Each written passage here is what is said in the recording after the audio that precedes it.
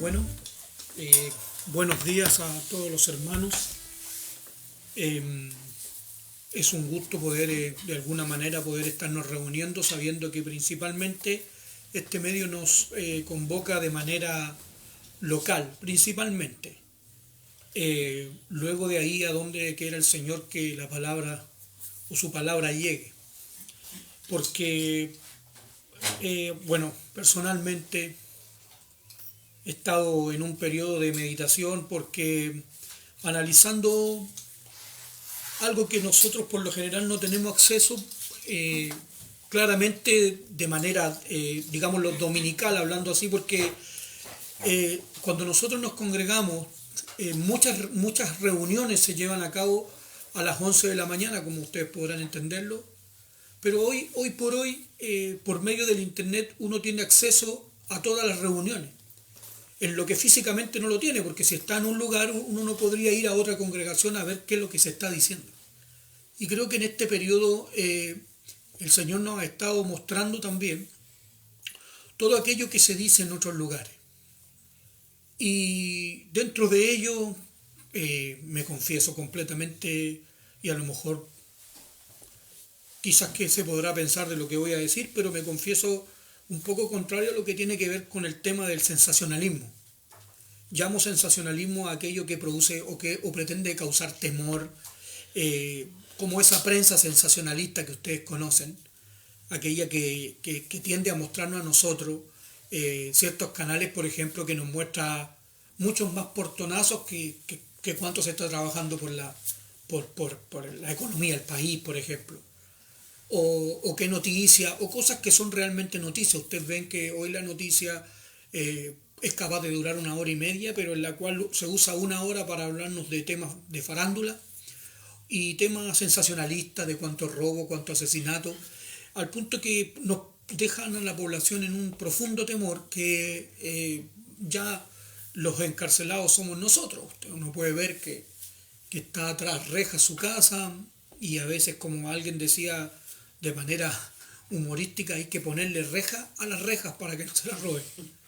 Y entonces, ¿por qué? Porque nos han causado este temor. Bueno, a veces pienso que hoy también se trata de causar temor en la población. Este es el fin del mundo, o esto es el día en que el Señor va a venir y que cada vez está más cerca. Sí, es inevitable pensar que evidentemente hoy estamos más cerca que ayer de la venida del Señor. Es inevitable.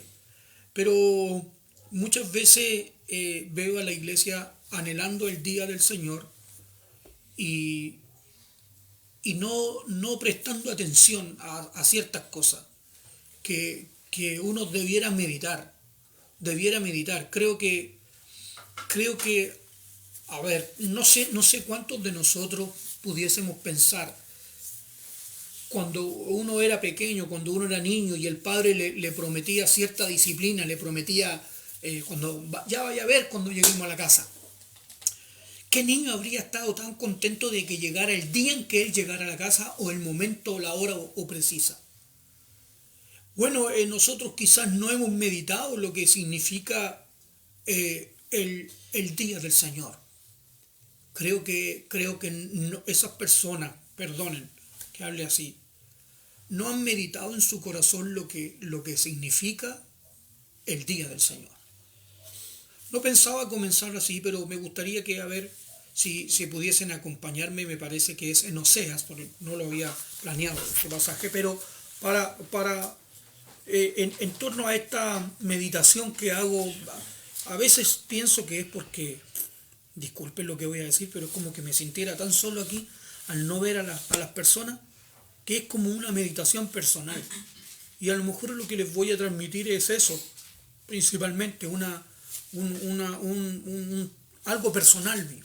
Entonces, no personal en el aspecto de un pensamiento del Señor personal, me refiero a una meditación personal en las Escrituras. Entonces, aquí en Oseas, fíjense aquí, que es con respecto a lo que compartía.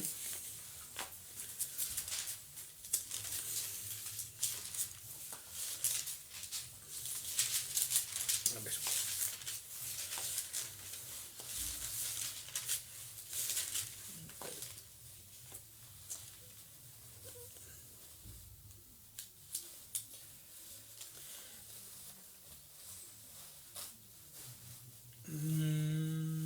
perdón, es Amós en el capítulo 5, discúlpenme. No lo, no lo tenía, así que no lo había notado entonces. Necesitaba que mi memoria lo recordara.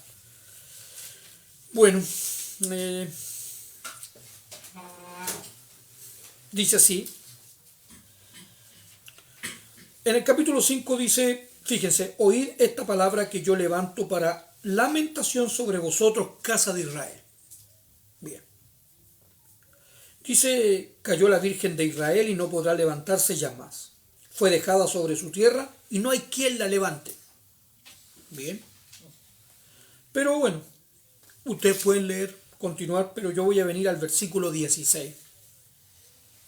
Por tanto, se dan cuenta de que es como una conclusión a lo que viene diciendo antes. Por tanto, así ha dicho Jehová, Dios de los ejércitos. En todas las plazas habrá llanto. Por eso que decía, oí esta palabra que yo levanto para lamentación. Dice, por tanto, así ha dicho Jehová, Dios de los ejércitos. En todas las plazas habrá llanto. Y en todas las calles dirán, ¡ay! ¡ay! Y al labrador llamarán a lloro, y a endecha a los que sepan endechar. Y en todas las viñas habrá llanto, porque pasaré en medio de ti, dice Jehová. Y miren, noten aquí, no lo digo yo, está escrito. ¡ay de los que desean el día de Jehová! ¿Por qué queréis este día de Jehová? Será de tinieblas y no de luz. Como el que huye de delante del león y se encuentra con el oso, o como si entrar en casa y apoyare su mano en la pared y le muerde una culebra. ¿No será el día de Jehová tinieblas y no luz, oscuridad que no tiene resplandor? Si nosotros a la luz de ese pasaje, la Escritura está llamando a nosotros a hacer una meditación de que el día del Señor es un día de juicio. Viene acompañado de la venida del Señor que viene a buscar a su iglesia, pero a veces siento que la iglesia se siente demasiado segura que en el momento en que el Señor venga, ella va a ir con Él. Y eso creo que es no notar o darse cuenta de la realidad que vive la iglesia. Como si alguien sintiera que la iglesia ya está a tal nivel edificada, que la viera tan madura, que ya está lista. La palabra dice que Él viene a buscar una iglesia santa y sin mancha, sin arruga, sin nada que tenga que ver con suciedad en sus vestiduras. Si nosotros pensamos solo en el área de las vestiduras, la palabra dice que la iglesia debe estar, principalmente Colosenses capítulo 3, dice que la iglesia debe estar vestida de amor. Principalmente hablando de vestimenta, dice que debe estar vestida de todo amor, vestida de humildad, lo cual significa vestida de Cristo. Claramente la palabra nos dice que el Señor Jesucristo vino a lavar su iglesia ya en el Juan capítulo 13, y lo posterior, según Éxodo capítulo 29, es que luego de ser lavada la iglesia, necesita venir a vestirse. No hay vestimenta sin lavamiento. Primero es el lavamiento y luego la vestimenta. Si ustedes analizan, la vestimenta tiene mucho que ver con el sacerdocio, que es lo que el Señor nos dice también en Éxodo 19, versículo 6, que es que el que diere oído a su voz, dice, será su especial tesoro, y dice porque Él, por medio de su palabra, que es aquella que nos lava, ha querido también revestirnos o vestirnos como sacerdotes, hacernos reyes y sacerdotes. Claramente uno al mirarse escucha cómo las personas dicen somos sacerdotes. ¿Realmente tenemos esa condición? O podría ser que nos estuviéramos haciendo un autoexamen errado de nosotros mismos. ¿Por qué digo esto? Por una sencilla razón, si lo quieren ver aquí en Apocalipsis, por favor. Aquí hay un claro ejemplo de esto. Quiero decirles que Apocalipsis se escribió más o menos el 97 después de Cristo. O sea, pensemos que hagamos un análisis que si los hechos se escribieron hasta aproximadamente el año me parece que 47, 50, entre esos años, 56, hay varios, pero si hay ahí, hay más o menos un periodo entre eso y luego la carta de Apocalipsis de uno, digamos así, si fuese 47 al 97, digamos un periodo de 40 años, hagamos como que fuese paralelo, no es exacto, pero lo que les quiero decir es que desde que Jesucristo vino, luego que Él partió, claramente Pablo iluminó luego de un tiempo la iglesia que sentía haberse quedado oscura con la partida del Señor, pero veamos cuánto en 40 años se pudo haber desviado la iglesia de los propósitos, porque luego la ve Juan aquí en el Apocalipsis.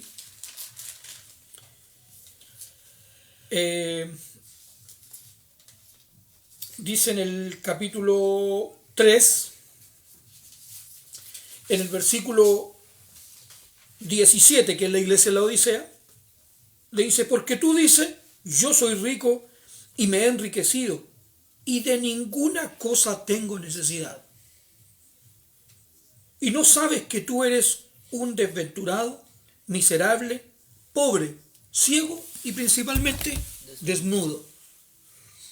Sí, esa es la apreciación que la palabra tiene. Imagínense, analicemos solamente en periodos de tiempo. Si el periodo de tiempo fuera más o menos lo que les comentaba, del 50 o 57 al 100, 30, 40, 35 años, en lo que la iglesia llega a pensar que está completamente, se siente completamente rica, se siente completamente edificada. Y en lo que el Señor le está diciendo aquí, le está diciendo cuando tú no sabes o no tienes conciencia. No sé si hemos pensado que quizás podemos estar en un periodo de inconsciencia, de estar inconscientes de nosotros mismos. Y cuando digo esto, lo digo por mí. Porque la palabra dice que uno debe hacer un autoexamen. Examinaos a vosotros mismos, vosotros, yo mismo. Ese examen parte por mí, porque claro que es muy fácil mirar la paja en el ojo ajeno, como dijera el Señor. Pero uno debe analizarse a uno mismo. Eso es lo correcto. Eso es lo que hizo Isaías en el capítulo 6. ¡Ay de mí! Y luego el pueblo. Juan, aquí en el capítulo 3, está observando por medio del Espíritu a la iglesia. Pero él partió en el capítulo 1 y en el capítulo 2 partiendo por un autoexamen. Cuando le vi caí como muerto. Me volví, dice, para ver la voz. Y una vez vuelto, dice, caí. Entonces, primero hacer un autoexamen. ¿Estoy yo listo para el día del Señor? Y a veces pienso que, como les digo, esto no quiero usar una palabra ofensiva, pero se transforma como en algo tan sensacionalista. Yo creo que la palabra nos está enseñando ciertas cosas que uno debiera poner atención, que están más relacionadas con la relación personal de un ministro, de un, llámese pastor, como quiera, relacionada directamente con el tema del Espíritu Santo. Perdón. ¿Por qué? Porque en estos tiempos en que hay todo esto que ustedes pueden escuchar, es tan complicado o tan difícil convencer a otra persona. De hecho, creo que el evangelismo hoy está, digámoslo, al debe en cuanto a cuántas personas vienen al Señor hoy en día, en comparación a las que venían cuando por lo menos yo era un muchacho. Recuerdo que hacíamos campañas evangelísticas en carpa, en las cuales venía mucha gente. No voy a juzgar si los medios, porque por lo menos yo llegué por la música, me atraía mucho, mi mamá me llevaba, pero me gustaba mucho la música y tengo muchas personas conocidas que vinieron al Señor por la música, pero se convirtieron al Señor. Así que no voy a negar que eso pasaba, pero hoy creo que hay una crisis con respecto a eso. Y luego, en medio de todas las voces que se escuchan, ¿cuántas voces no son las correctas? ¿Cuántas voces son en base a pensamientos de otras personas? Yo veo mucho que se opina, se habla de lo que piensa otra persona. Muchas veces he visto comentarios, críticas que son de internet, que salen en internet, que es lo que dice internet. Cómo la iglesia entra en tantos conflictos. He estado observando, por ejemplo, los conflictos entre aquellos que dicen que se tiene que bautizar en el nombre del Señor Jesús y otros que dicen que se tiene que bautizar en el nombre del Padre, del Hijo y del Espíritu Santo. Y entonces esos que dicen que se tiene que bautizar en el nombre del Padre y del Hijo y del Espíritu Santo condenan completamente a los que quieren bautizar en el nombre del Señor Jesús, llamándolos prácticamente herejes. Y se comienzan a atacar, ¿por qué? Porque por el pasaje bíblico, y comienzan a presentarse las defensas. Y mirando cómo la iglesia se defiende, analicemos si realmente nosotros podríamos convencer a alguien. Yo lo he meditado, lo he pensado mucho. Y está usted frente a alguien que tiene una verdad, que la aprendió en su denominación, que la aprendió de muchos, quién sabe de dónde, ahora últimamente la universidad se estudia teología y, y bueno, es como si fuese el ministerio teológico, porque ahora ya no hay pastores, sino que hay teólogos. Entonces se encuentra con alguien y usted no es que es teólogo. Yo he tratado de buscar ese ministerio y no lo encuentro, hermano. El ministerio de la teología. Yo encuentro pastores, encuentro apóstoles, encuentro profetas, evangelistas, maestros, pero no encuentro teólogos. Sin embargo, el teólogo parece que supiera más que el pastor, que el apóstol, que el profeta, más que todos. Entonces, pero ¿cuánto del Espíritu de Dios hay ahí? Ahora, ¿cómo uno pudiese convencer a alguien así? Luego tenemos un análisis acerca de popularidad, esa palabra también que llama tanto la atención en estos días. Popularidad. ¿Quién tiene más like? ¿Quién tiene más visualizaciones? Porque también no sé por qué, y analizándolo también con un amigo, donde la Escritura dice que el ministerio del Señor es algo popular. Si nosotros pensáramos en aquellos varones que sirvieron al Señor, serían las personas que tuvieran menos like. Porque el Evangelio claramente no es popular, no es del gusto de las masas. No. ¿No fue el Señor del gusto de las masas? No. Lo crucificaron por causa de decir la verdad. Y así podemos revisarlo cuando Acab se une a Josafat para ir a la batalla en Ramot de Galaad, y pueden ver que 400 profetas le profetizaban al rey cosas buenas. Anda, haz esto, haz esto, haz esto, haz esto. Y Josafat, que era un poquito más apegado al Señor que Acab, evidentemente, pregunta: ¿acaso hay algún profeta de Jehová? ¿Hay aquí algún profeta de Jehová por el cual podemos consultar? Y entonces él dice: claro que hay uno. Él lo tenía claro. Seguramente, no sé, no recuerdo, parece que no se refiere así, eso lo estoy poniendo yo. Un tal Micaías, hijo de Imla.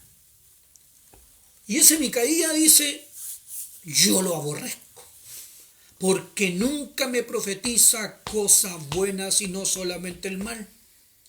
Bien, él manda a un siervo a buscar a Micaías, y cuando lo envía con el mensaje, el siervo, lo primero que le dice al invitarlo a predicar, le dice: yo te ruego que tú hables como uno de ellos. Miren, no sé si les gustaría leerlo, yo lo estoy citando casi de memoria, pero bueno, mejor que lo busquemos y lo leamos. Aquí en Crónicas, tampoco lo tenía presupuestado, capaz que...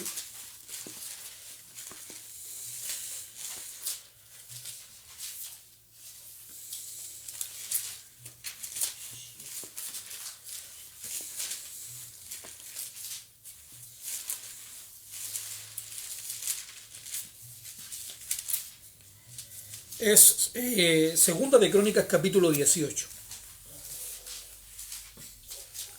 Bueno, sé que ustedes ya lo sabían y lo tenían en la mano. Entonces le dice él, verso 12, y el mensajero que había ido a llamar a Micaía le habló diciendo, he aquí, las palabras de los profetas a una voz anuncian al rey cosas buenas. Yo pues te ruego, si te voy a invitar a predicar, te voy a invitar para que tú digas lo que yo te voy a decir, no hagas ni tal de decir algo contrario a esto. Bien. Dice que a una voz, yo pues te ruego que tu palabra sea como la de uno de ellos, que hables bien, o sea, hablar como todo el mundo, hablar como los 400 profetas.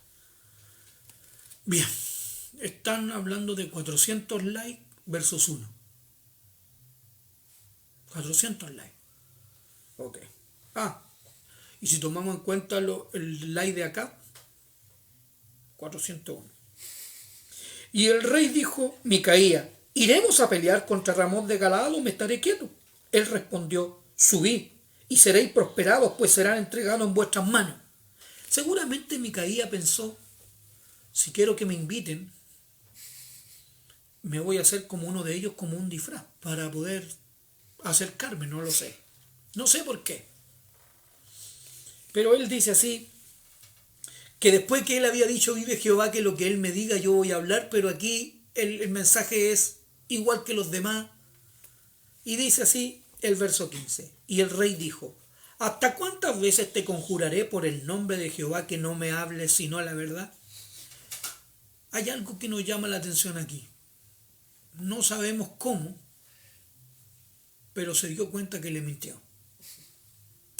A veces pienso que saben la verdad, pero no la quieren oír.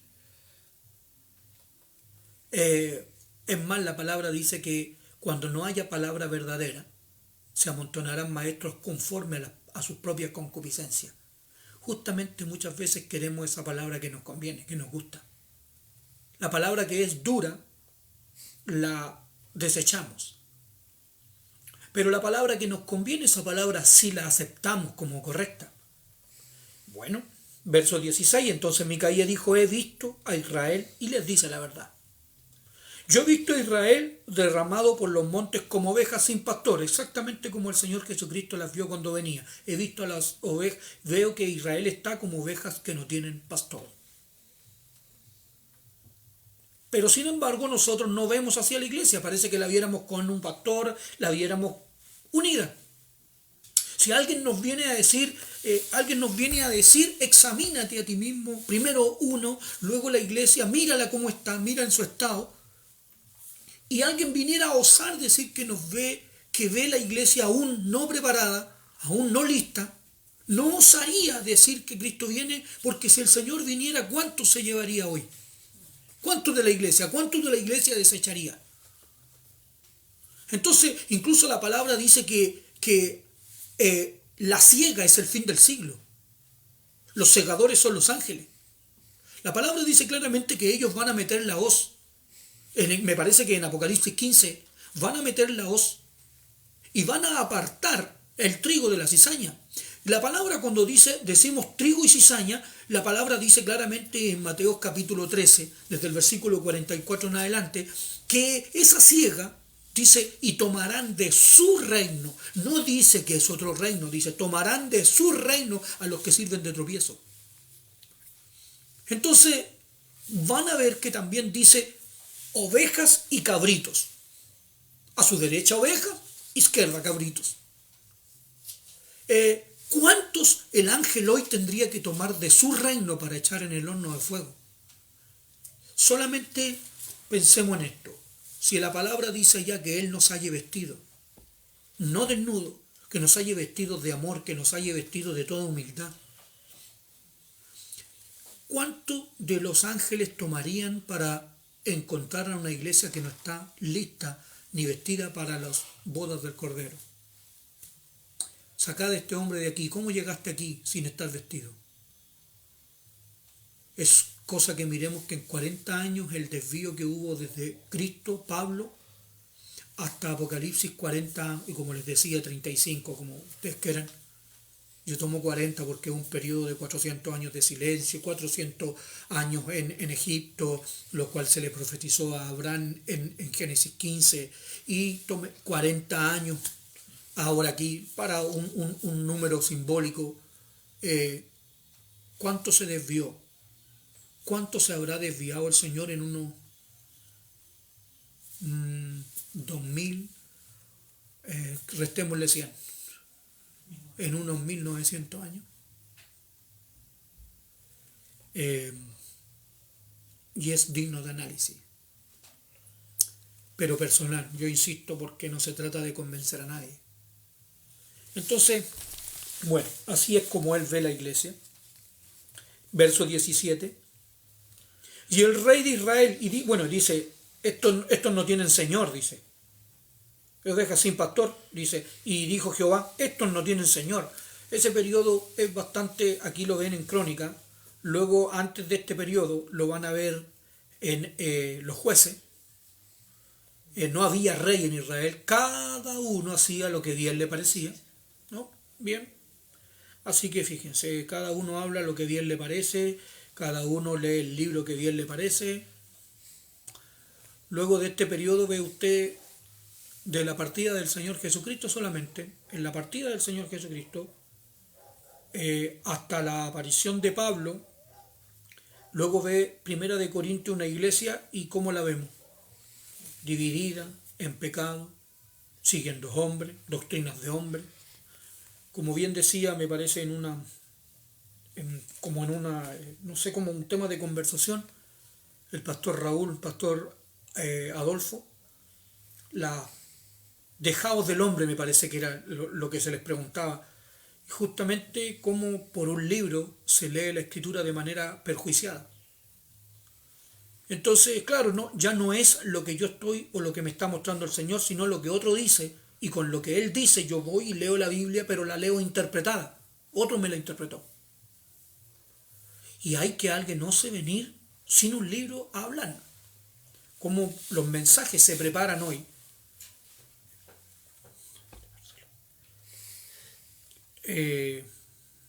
Voy a seguir leyendo mejor. Dice el versículo 18. Verso 17, perdón. Y el rey de Israel dijo a Josafat, ¿no te había yo dicho que no me profetizaría bien sino mal? Entonces él dijo, oíd pues palabra de Jehová. Yo he visto a Jehová sentado en su trono, y todo el ejército del cielo estaba a su mano derecha y a su izquierda, ovejas y cabritos. Y Jehová preguntó, ¿quién inducirá a Acab, rey de Israel, para que suba y caiga en Ramot de Galaad? Y uno decía así y otro decía de otra manera. Entonces salió un espíritu que se puso delante de Jehová y dijo, yo le induciré. Y Jehová le dijo, ¿de qué modo? Aquí está hablando Dios con un espíritu. Y él dijo, saldré y seré espíritu de mentira en la boca de todos sus profetas. Y Jehová dijo, tú le inducirás y lo lograrás. Anda y hazlo así. No sé si ha meditado que el Señor envió ese espíritu. Y ahora he aquí, lo voy a subrayar con mi voz, pero usted subrayelo en su Biblia. Jehová ha puesto espíritu de mentira en la boca de estos tus profetas. No de Dios, son los profetas de la iglesia, son los profetas que la iglesia quiere oír, son sus profetas. Este es mi pastor. Nosotros en esta iglesia hacemos lo que dice mi pastor. ¿Y por qué es tu pastor? Porque esta es la iglesia que a mí me acomoda. Aquí se dice lo que yo quiero escuchar, aquí se dice lo que yo quiero oír, no se dice nada fuera de lo que yo quisiera escuchar. Pero dice ahí, pues Jehová ha hablado mal contra ti. Un análisis. Yo sé que a lo mejor es un poco pesimista, un poco trágico. Es más, si alguien quiere ser un poco más pesimista, lea Eclesiastés. ¿Qué más pesimista que eso, no? Todo debajo del sol, vanidad. Y bien, que uno no ve todo como vanidad. a uno le gusta el auto moderno y todo. ¡Wow! ¡Qué cosas más bonitas! Cuando el salmista dice acá, ¿a quién tengo yo en los cielos sino a ti? Y fuera de ti, nada me interesa en esta tierra. Entonces, bueno, como les decía, estaba haciendo un análisis. No he medido, y voy a pedir a los hermanos que están aquí que me avisen, por favor, cuánto tiempo, porque no he medido, porque no hay nada que les decía que lo estaba solo meditando. Y entonces, bueno, meditaba también ahora en un pasaje exclusivo que está aquí en Primera de Reyes, en el capítulo 18 para ser exacto.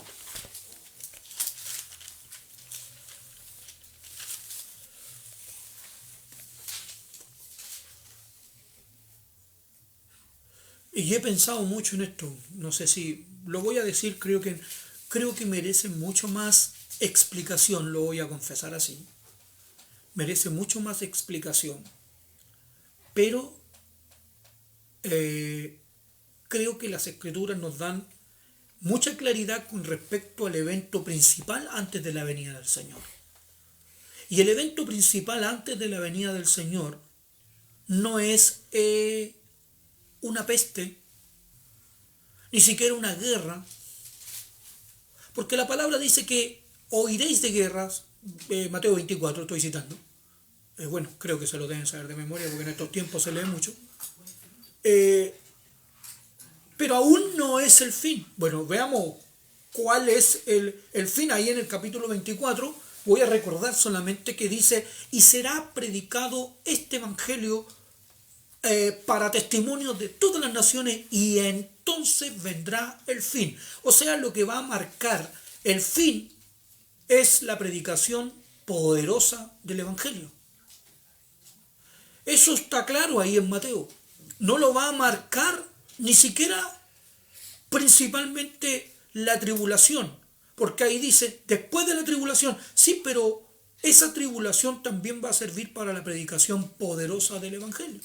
Y vamos a ver que está marcada por eso, y estamos hablando de eso, pero no es mi tema principalmente ese, pero sí que quizás lo voy a tocar al final. Pero sí, mi principal tema es este. Como les decía, una observación. Bueno, ustedes conocen aquí en el capítulo 18, en el capítulo 17, Elías manda no llover, en el capítulo 18 y versículo 2, dice el estado en el que estaba el pueblo, mucha hambre. Bien. En el capítulo 18 y en el versículo 17, acá, el mismo rey que veíamos allá en Segunda de Crónicas 18, le dice a Elías, ¿eres tú el que turbas a Israel? O sea, ¿eres tú la piedra en el zapato aquí? Entonces, él respondió, yo no he turbado a Israel, sino tú y la casa de tu padre, dejando los mandamientos de Jehová y siguiendo a los Baales. Y le dice, envía pues ahora y congrégame a todo Israel en el monte Carmelo, y los 450 profetas de Baal. ¿Cuántos tenía acá? 450. No sé si le habrán subido 400 desde Segunda Crónica, porque 50, porque ya tenía 400, pero bueno, 450.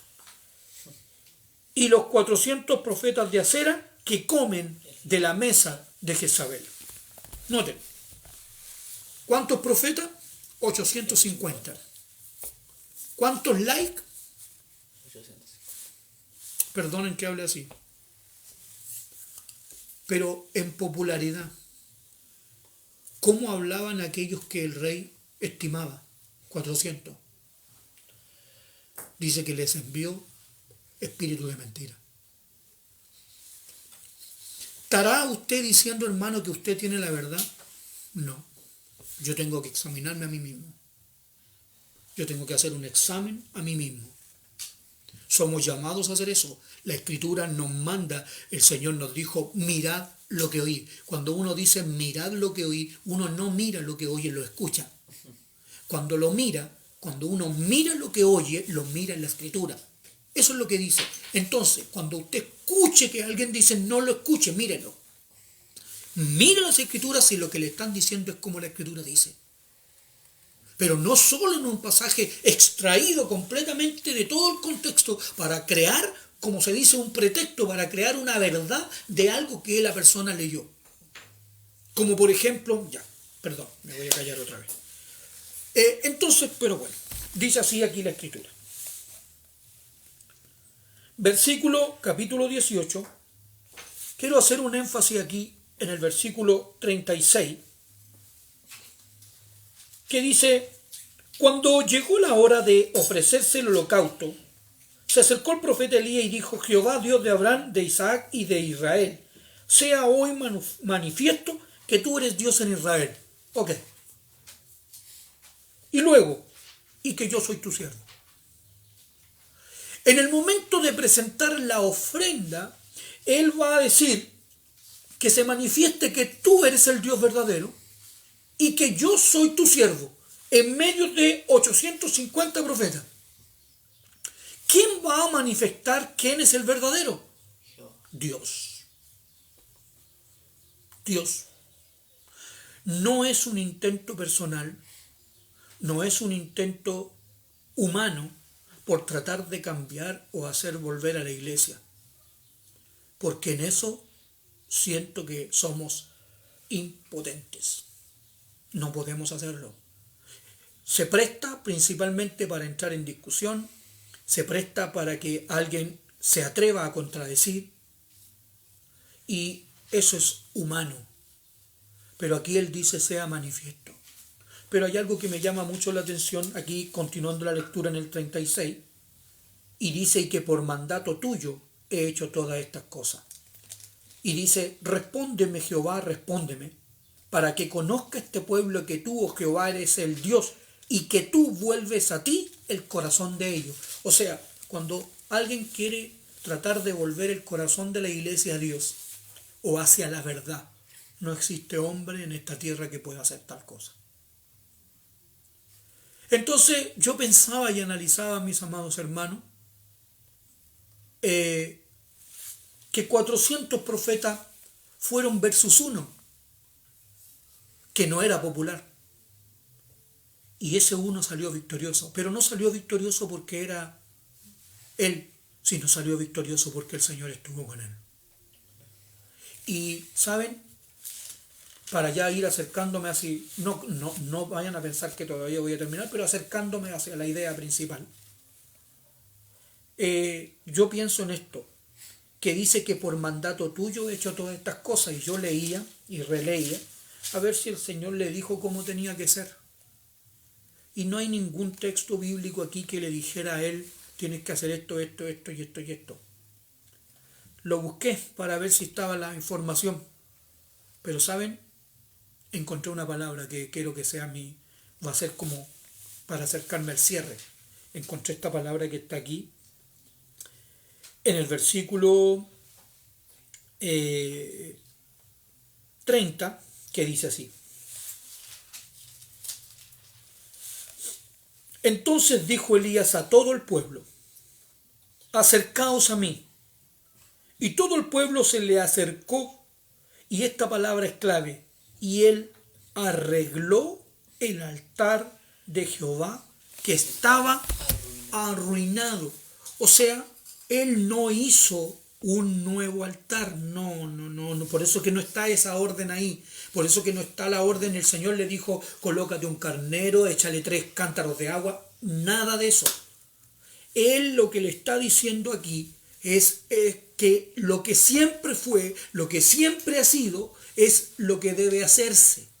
Por lo tanto, la palabra clave aquí es arreglar.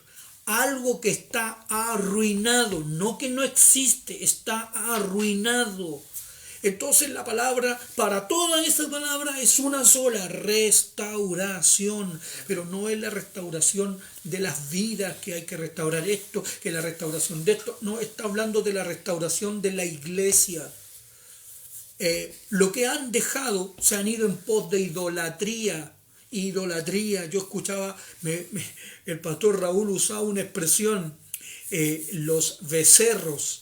¿Se acuerdan de los dos becerros? Y él decía los becerraúl, pensando en que esos becerros principalmente pudiese ser uno.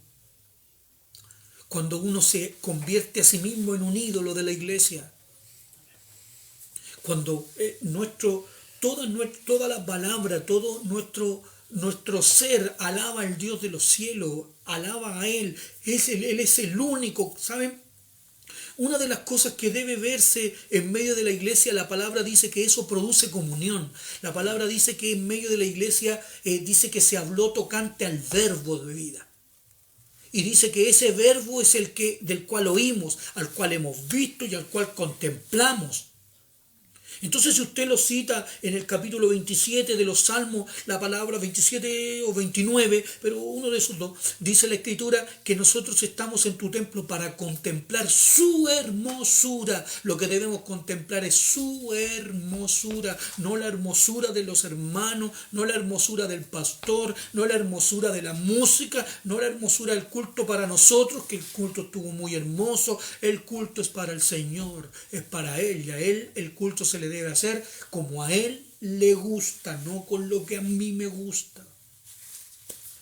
Entonces, bueno, eso está arruinado, dice. Así que la palabra clave es restauremos, restauremos, restauremos, restauremos el altar que está arruinado.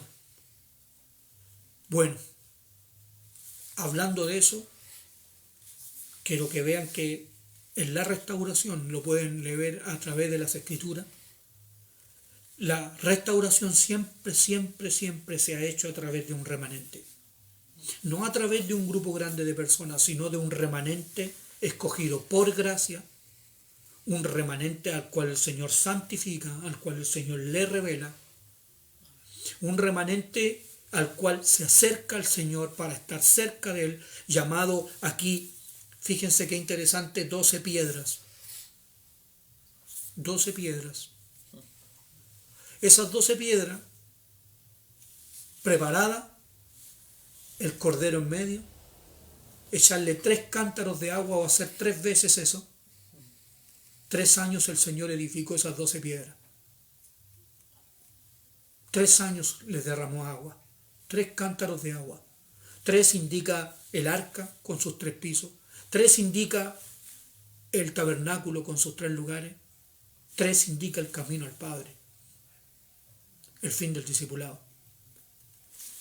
Bautizarlos en el nombre del Padre y del Hijo y del Espíritu Santo. 3, otra vez, entrar por todo lo que es la naturaleza de Dios por medio de las Sagradas Escrituras, por medio de la palabra. El lavamiento, así se restaura la iglesia. Se le va lavando para luego revestirla, para que luego venga el fuego. No voy a ahondar en eso, sino que en cuanto a la restauración, 2 cosas principalmente las cuales debemos tomar en cuenta. Insisto, principalmente para nuestras vidas. La primera está aquí, cómo no hablar de aquellos que restauraron. Así que vamos a tomar o tratar de tomar a los 2. El primero sería Nehemías.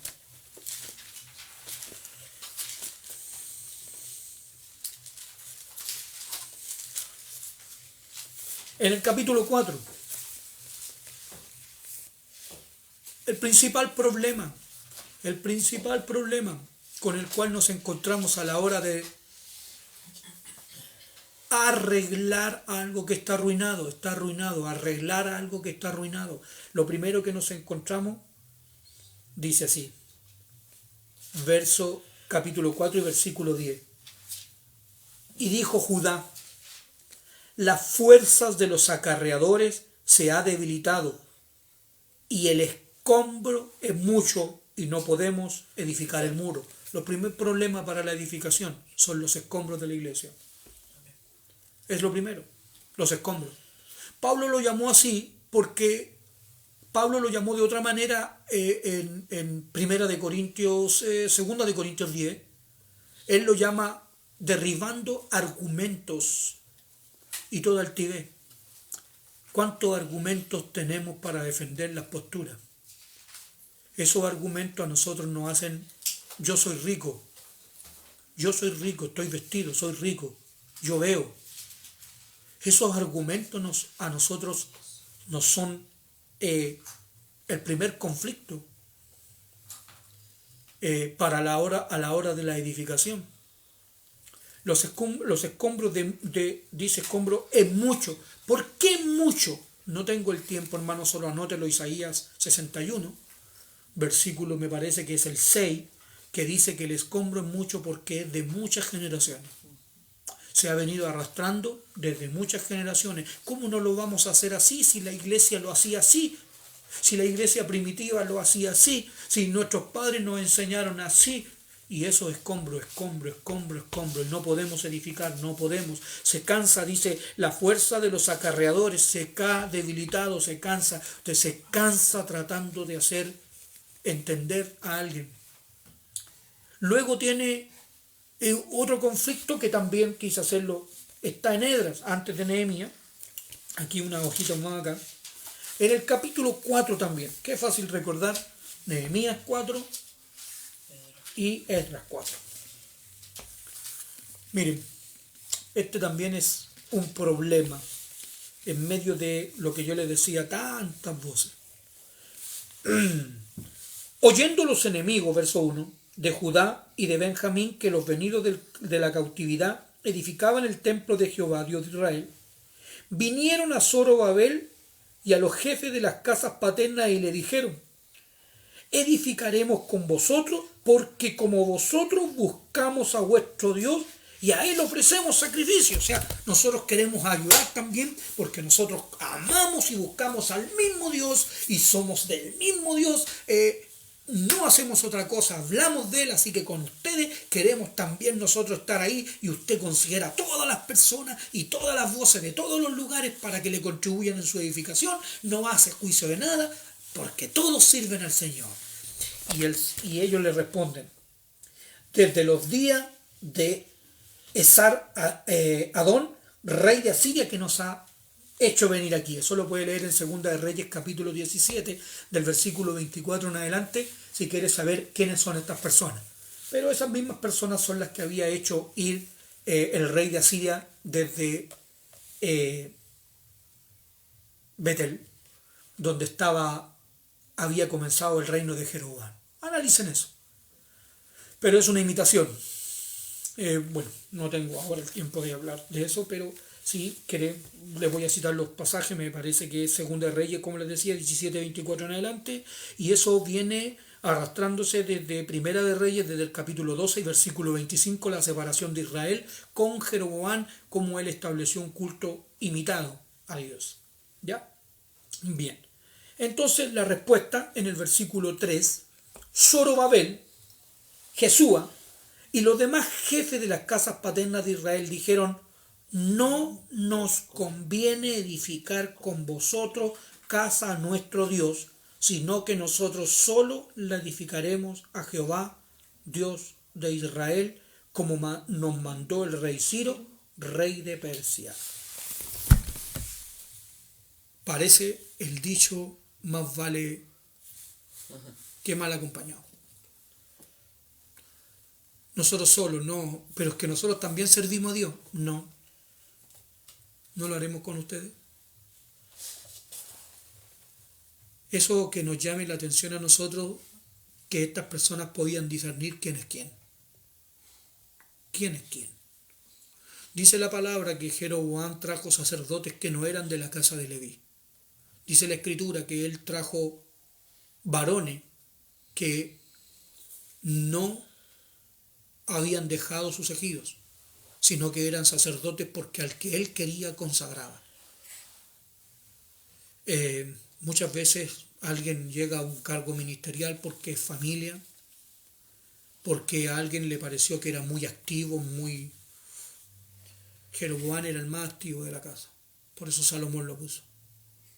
Analicemos todo eso en esa parte. Luego está esta última parte de esto que estamos conversando, que está aquí en Esdras también, pero en el capítulo 3 adelantito, y tiene que ver con esto. Miren, que también se constituye tipo de escombro, pero analicémoslo.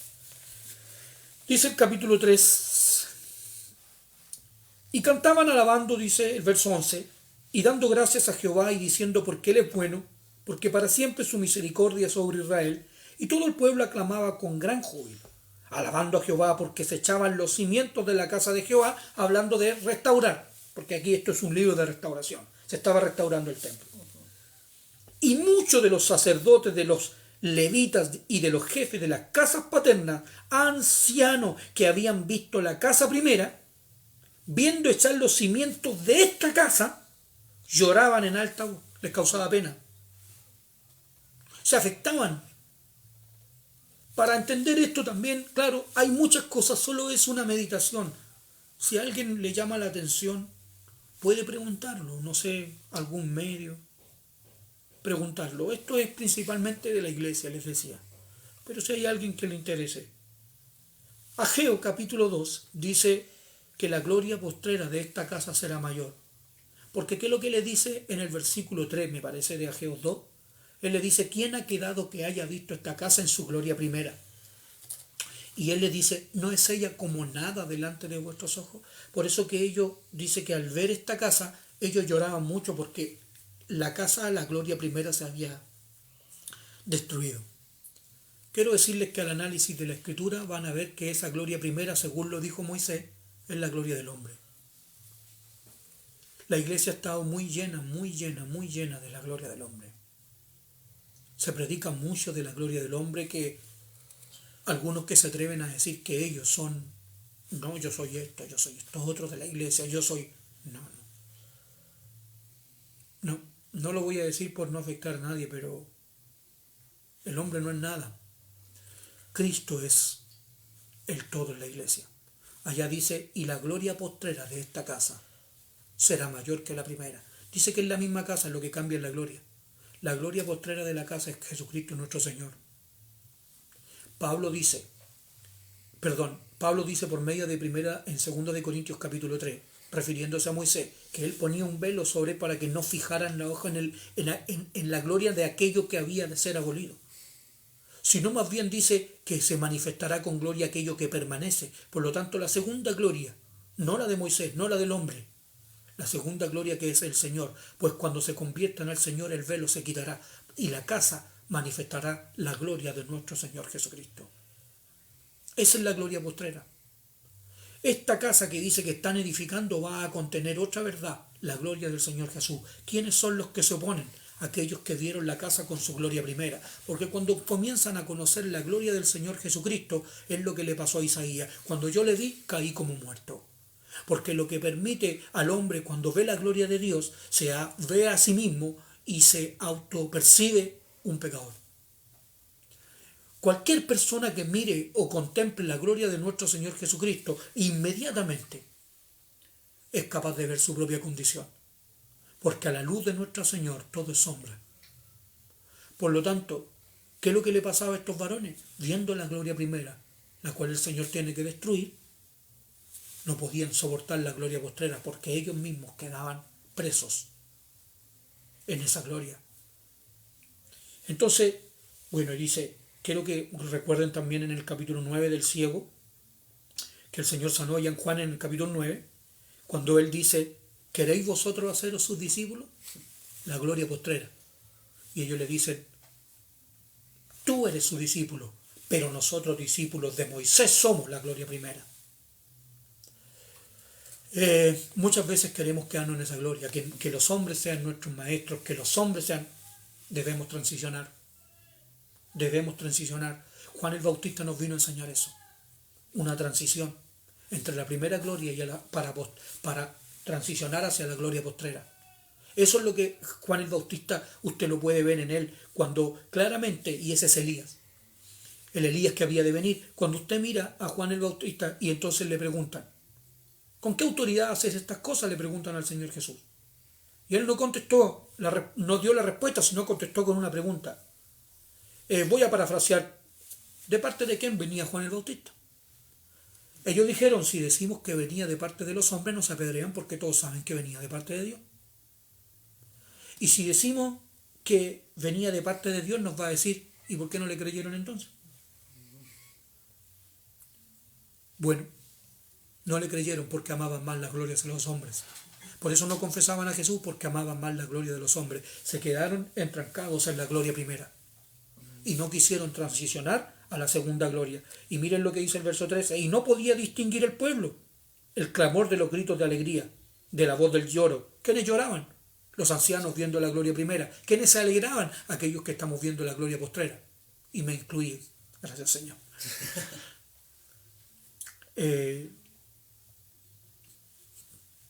Y hay un grado de confusión.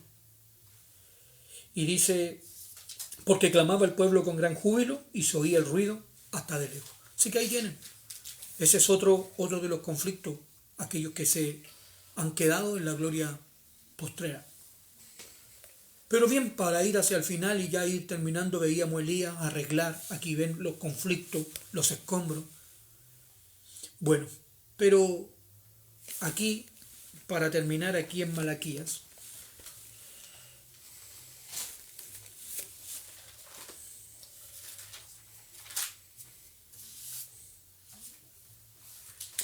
Malaquías en el capítulo 1 usted va a ver una serie de preguntas, o va a encontrarla ahí, si soy yo Padre, si yo soy Señor.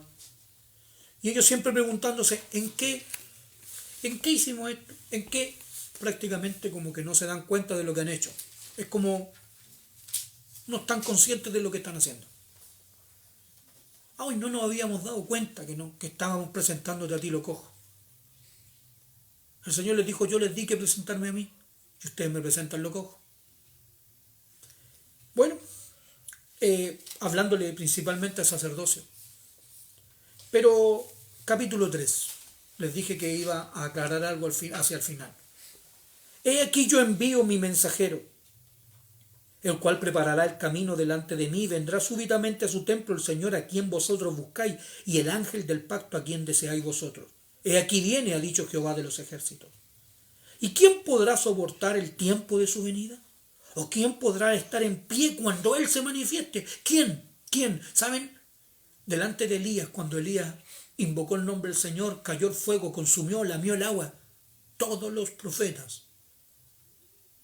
Se acabó toda discusión. Se acabó toda contradicción. Cuando Pablo en el Hechos capítulo 13 se enfrenta a Bar Jesús, a Elimas, él le dice cuando, oh, hijo del diablo, lleno de todo engaño, solamente porque quería apartar de la fe me parece que era el procónsul. Solo por eso él le dice, serás ciego y no verás la luz por algún tiempo. Así ya nadie más contradice. No quedan ganas de contradecir. ¿Quién podrá estar en pie cuando Él se manifieste? Ante el poder de Dios el engaño cae, no necesita entrar en discusión. Dice, porque Él es como fuego purificador y como jabón de lavadores. Y se sentará para afinar y limpiar la plata, porque limpiará a los hijos de Leví, los afinará como a oro y como a plata. Y entonces ahora esa ofrenda, ese altar que preparó Elías, traerán a Jehová ofrenda en justicia. Entonces, bueno, leamos aquí en el versículo capítulo 4. ¿Por qué aquí? Ahora sí, hablando del día. Porque aquí viene el día ardiente como un horno, porque así es el día de la venida del Señor. Día de fuego, día de juicio. Se va a enjuiciar. Y todos los soberbios y todos los que hacen maldad serán estopa. Si hay soberbia en nuestro corazón, perdonen que haya abierto así los ojos. ¿Habrá soberbia en nuestro corazón? Porque dice que aquella soberbia va a arder como estopa. Eso nos indica a nosotros que lo contrario a soberbia es humildad. Y el Señor nos vino a enseñar humildad, mansedumbre, no soberbia. ¿Estamos realmente siendo humildes? Analicemos, hermano. Porque si hay soberbia, dice la Escritura que se arderá como estopa. Por eso el Señor nos vino a preparar con humildad, a vestirnos de humildad. Aquel día que vendrá, los abrazará. ¡Ay de aquellos que desean tanto el día del Señor! Ha dicho Jehová de los ejércitos, y no les dejará raíz ni rama. Ahora ya no hay raíz. Dice, mas a vosotros los que teméis, mi nombre nacerá el sol de justicia, y en sus alas traerá salvación, y saldréis y saltaréis como becerros de la manada. Hollaréis a los malos, los cuales serán ceniza bajo las plantas de vuestros pies, en el día en que yo actúe, ha dicho Jehová de los ejércitos. Acordaos, atención con esto, bien importante es, de la ley de Moisés. ¿Qué es lo que hizo Elías? Preparó como Jehová lo mandó. ¿Saben cómo sabía él cómo tenía que edificar? Por la ley de Moisés. Porque Moisés hizo todo conforme al modelo que Dios le mandó. Elías conocía el modelo. Solo pueden edificar, solo pueden restaurar aquel remanente a quien el Señor le mostró el modelo. No a quien el Señor mandó al Instituto Bíblico. No a quien el Señor mandó a la Universidad Teológica. A quien el Señor le mostró el modelo. El modelo. Y dice, mi siervo, al cual encargué en Horeb ordenanza y leyes para todo Israel. Y ahora, atención, he aquí, yo os envío al profeta Elías. Aquí Elías ya estaba muerto porque es Malaquías. Yo envío al profeta Elías antes que venga el día de Jehová grande y terrible. Noten. ¿Qué va a marcar la venida para su pueblo? Antes de la venida del Señor Jesucristo. No es una pandemia. No es las guerras. Esos son principios. Lo que va a marcar la venida del Señor es la manifestación de aquel Elías. Y usted dice, pero Elías, sí, Elías se manifestó con Juan el Bautista. No, lo que aquí dice, he aquí yo envío al profeta Elías. Ese mismo profeta Elías, el Señor lo vio en Juan el Bautista, pero hay una condición de Juan el Bautista, que fue lleno del Espíritu Santo desde el vientre de su madre. Ese es el mismo Elías que el Señor les dijo luego de haber tomado las 12 piedras, haber puesto el altar, haberlo bañado con agua, Juan capítulo 13, y habiéndolo limpiado por medio de la palabra. A ese mismo le dijo, esperen ahora, porque ahora va a venir el fuego. Y el fuego va a lamer de ustedes todo el agua, toda la maldad, pero también ese fuego les va a dar el poder del Espíritu Santo para que traigan ofrenda. Cuando ese poder se manifestó en hecho, la iglesia comenzó a predicar y pasó lo que dice el verso 6. Él hará volver el corazón de los padres hacia los hijos y el corazón de los hijos hacia los padres, no sea que yo venga a la tierra y la hiera con maldición. Ese espíritu de Elías se tiene que manifestar una última vez con poder para que la iglesia comience a volver a Cristo. No solo la iglesia, también el mundo. Ese poder no hay. Para ese poder que se habla ya en los hechos, no hay contradicción, nadie puede contradecirlo. Ahí se acaban todas las batallas, se acaban todas las discusiones, porque el poder del Espíritu Santo es aquel que la iglesia realmente necesita para que la iglesia ahora proclame con poder su evangelio. Como dijera ya en Primera de Corintios, me parece que es el 4, es el 4 cuando dice, no quiero escuchar las palabras de los que hablan, sino quiero ver el poder de los que hablan. Entonces la palabra se va a manifestar por última vez con poder. Por eso que dice, y será predicado este evangelio. Pero ese evangelio es predicado por el Espíritu Santo. Es el que hace volver ese poder. Ese poder. ¿Está, hermano, en la tierra? Sí, hermano, está. Porque si no, Elías no hubiese podido estar salvo. No hubiésemos podido, hemos venido por esto. Pero aquí está hablando de aquellos que es un poder que se manifiesta antes de la venida. Y aquí está hablando principalmente de los dos testigos. Verso 4, acordados de la ley de Moisés y también acordados de Elías. Fíjense, esos dos nombres para concluir. Esos dos nombres para concluir una última vez. Dice aquí en Apocalipsis, capítulo 11.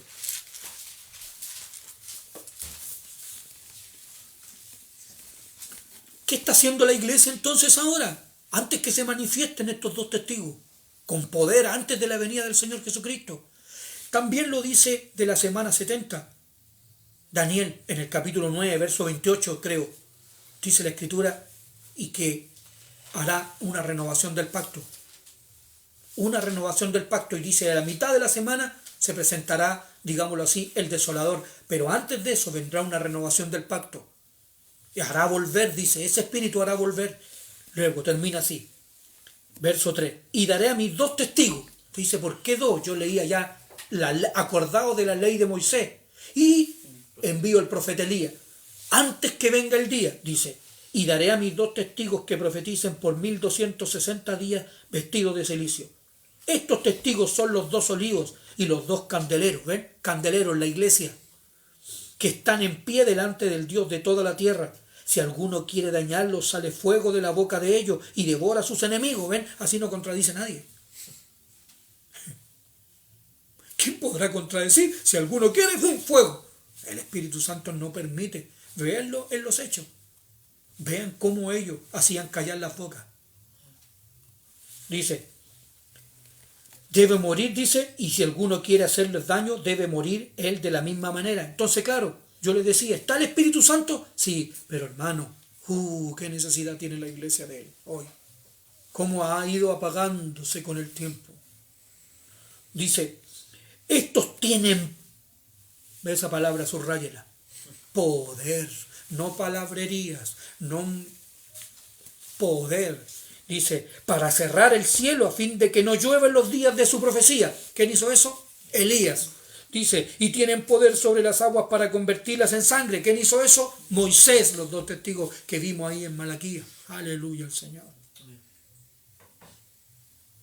Y para herir la tierra con toda plaga cuantas veces quieran. Y ahora dice, cuando hayan acabado su testimonio, que es lo que decía Mateo 24, y será predicado este evangelio para testimonio, y entonces vendrá el fin. Y entonces el fin, dice aquí, cuando hayan acabado su testimonio, la bestia que sube del abismo hará guerra contra ellos, la gran tribulación. Pero tienen que acabar su testimonio primero. Esto se replica en Jesucristo. Antes de ser apresado, él predicaba en el templo. Dice, yo estaba en el templo y cuando predicaba nadie me echó mano. Era con poder, echaba fuera a los que vendían, con su poder, él convertía las vidas, llegaba a los corazones de las personas, resucitaba a los muertos, hacía ver a los ciegos.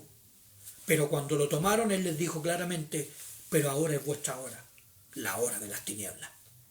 Cuando se apresa el evangelio, cuando se apresa, entonces se va a acabar. ¿Por qué? Porque aquí dice claramente tienen que acabar su testimonio. Eso es antes del fin. Antes del fin la iglesia tiene que estar preparada, preparando el altar, lavando las vidas, construyendo y reparando la iglesia para el poder y la manifestación del Espíritu Santo. Ahí no va a contradecir nadie, hermano. La gente se va a convertir. Volverán los hijos hacia los padres y los padres hacia los hijos. Y dice, y bueno, y los vencerá, dice, hará guerra y los matará. La gran tribulación que ustedes han escuchado. Y sus cadáveres estarán en la plaza de la grande ciudad, que en sentido espiritual se llama Sodoma y Egipto, donde también nuestro Señor fue crucificado espiritualmente hablando. Bien. Y lo de los pueblos y tribus y lenguas y naciones verán sus cadáveres por 3 días y medio, y no permitirán que sean sepultados. Y los moradores de la tierra se regocijarán. Fíjense, cuando alguien predica lo que no quiero escuchar yo, ¡ay, que lo saquen! Y usted después, ¡ay, qué bueno que lo sacaron! ¡Qué bueno que lo sacaron! ¿Por qué? ¿Por qué tanto dice sobre ellos? Y se alegrarán y se enviarán regalos unos a otros, porque estos 2 profetas habían atormentado a los moradores de la tierra. ¿Qué es lo que era Elías? ¿Cómo se sentía acá? Atormentada la iglesia cuando le dicen la verdad.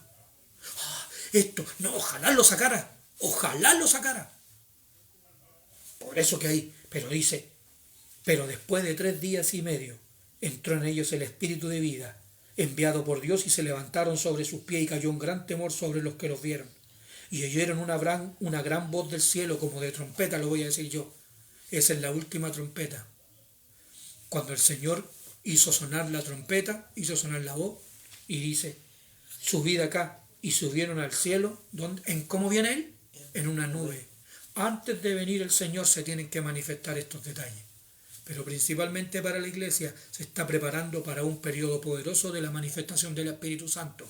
Pero antes de eso la iglesia debe estar preocupada de arreglar el templo de que estaba arruinado, de la restauración de la iglesia. ¿Qué tiempo es, hermano? ¿Qué tiempo es ahora? De restauración, hermano. Tiempo de restauración. Primero tomemos las 12 piedras, representadas en los 12 apóstoles, que tiene que representar el discipulado, el agua. Llevemos a las vidas a ser lavadas y limpias, para que la iglesia pueda recibir de ese gran poder. Si lo ha recibido, si lo tiene, amén, pero que se manifieste, como en Corintios eran enriquecidos por el Espíritu Santo, pero no se manifestaba por causa del pecado. Entonces, y dice aquí, su vida acá, y subieron al cielo en una nube, y sus enemigos los vieron. Amén. Es un tiempo de reflexión, es un tiempo para que el Señor nos muestre cuál es el momento en el que estamos.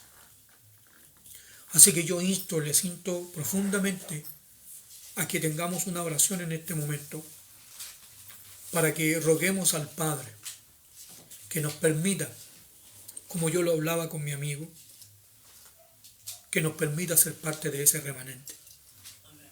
Más que estar peleando, más que estar discutiendo por doctrinas y cosas por el estilo, sin Jesús presente como fuera ya en Lucas 24, cómo se presta para discusión, sino que el Señor en realidad nos muestre cuál es el periodo que estamos viviendo. Y es un periodo de restauración. En ese periodo estamos ahí restaurando. Quizás quietos, hermanos, quizás quietos, esperando que el Señor nos restaure, que el Señor nos forme. Amén. Padre, tú conoces toda nuestra realidad, tú conoces todo nuestro ser.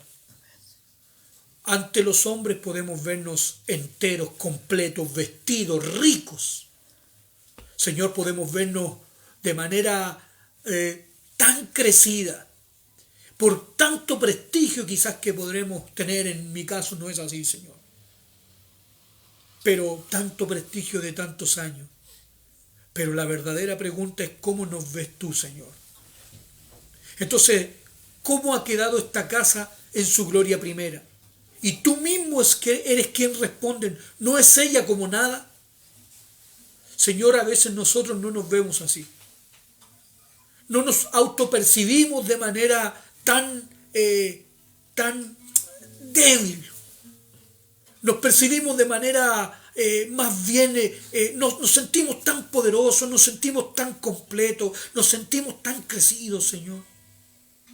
Y no somos capaces de ver nuestra propia realidad y de cuánto nos falta, Señor. Y esta oración es principalmente por cada uno de nosotros, principalmente por mí.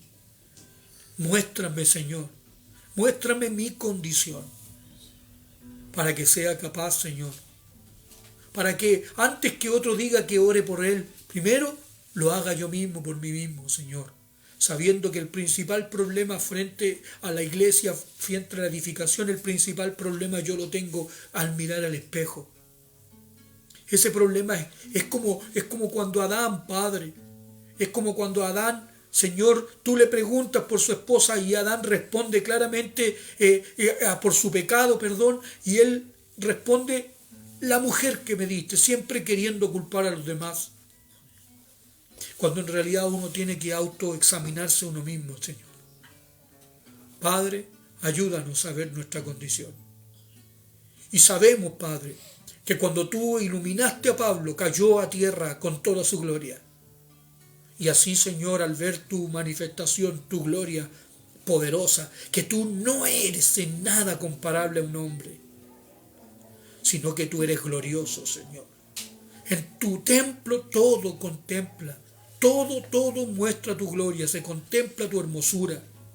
Dice la Escritura que cuando tú llenaste el lugar santísimo con tu gloria, Moisés no podía entrar. Quizás trató, quizás lo intentó, porque la palabra dice que él no podía entrar. Eso nos da a entender que al parecer lo intentaba. Señor, cuando tú llenas la casa, tú lo llenas todo. Tu iglesia eres tú. Los dones eres tú.